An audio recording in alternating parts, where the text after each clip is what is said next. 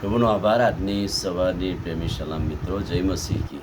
પ્રભુનો આભાર માનીએ છીએ કે નવું સપ્તાહ, નવી કૃપા, નવી દયા ભલાઈ આપણા જીવનમાં પ્રભુએ આપી માટે આભાર. આપણે ઘેટા વિશે જોતા આવેલા અને ઘેટાની સંભાળ લેનારને ઘેટા પાળક કહેવામાં આવે છે. અને આ ઘેટા પાળકની ભૂમિકા, આ ઘેટાને સાચવવા માટે, પાળવા માટે શું શું છે બાઇબલમાં લખવામાં આવ્યું છે. અને પ્રભુએ પોતે જ પોતાની લાગુ કરતા દાવો કરતા એવું કહ્યું, હું ઉત્તમ ઘેટા પાળક છું. યોહાનની સુવાર્તા 10મા અધ્યાયમાં, આખા અધ્યાયમાં લખ્યું છે ઘેટા અને ઘેટા પાળક સાથેનો સંબંધ. 10મો અધ્યાયના 11મું વચને પોતે કહે છે, હું ઉત્તમ ઘેટા પાળક છું. તો આ ઉત્તમ ઘેટા પાળક પોતાના ઘેટાને સારું જીવ આપે છે, પોતાના ઘેટાને એ દોરે છે, પોતાના ઘેટાનું એ પૂરું પાડે છે, અને વાઘ વરુ કે ચોરથી બચાવે છે, રક્ષણ કરે છે, અને એ આગળ રહે છે હંમેશા ઘેટાની.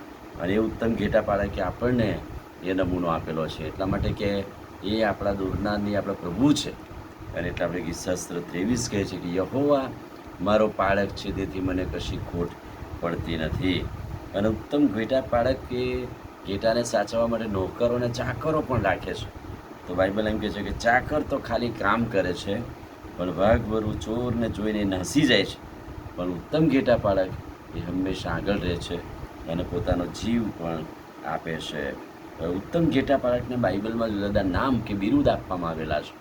અને એ છે હિજકીએલ 34:22, હું ઘેટાનો બચાવ કરીશ. એટલે બચાવનાર.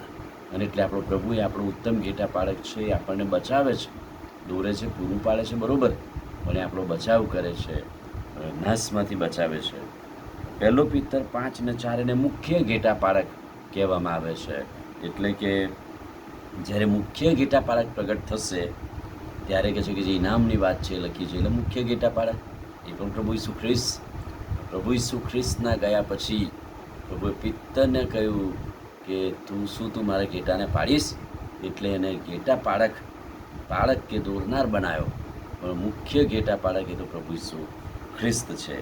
એ ઘેટાનો રખેવાળ બને છે.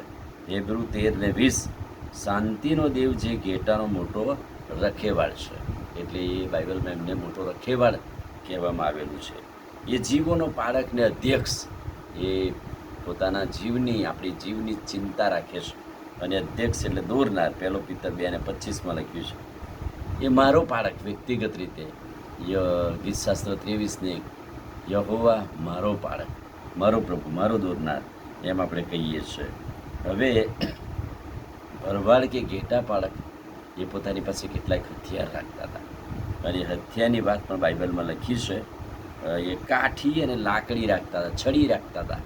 2 પ્રકારની લાકડી રાખતા હતા. એક વાઘ વરુ કે ચોરને થી બચાવવા માટે મોટી ડાંગ કે લાકડી રાખતા હતા, અને બીજી એક નાની છડી કે જેનાથી પોતાના ઘેટાને દોરવણી આપે.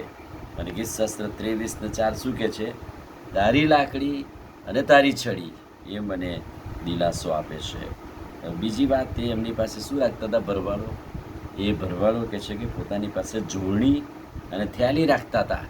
અને પોતાને ખભે કહે છે કે ભરાયેલી થેલી ને જોડણી હોય, એની અંદર એ પોતાનું પાણી હોય, ખાવા પીવાની ચીજ વસ્તુઓ હોય, પણ એથી વિશેષ એ લાકડીને જોડણીમાં કહે છે કે ભરવાડો પાસેમાં કેટલાક પથ્થર રાખતા હતા અને ગોફણ રાખતા હતા.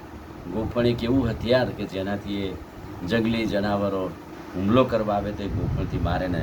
આપણે જોઈએ છે 1 શમુએલ 17મા અધ્યાયમાં 40મા વચનમાં દાઉદ રાજાએ કહે છે કે ફલિસ્તીને હરાવ્યો, માર્યો, કેમ કે એની પાસે લાકડી, જોડણી, ગોફણ અને પથ્થર હતા.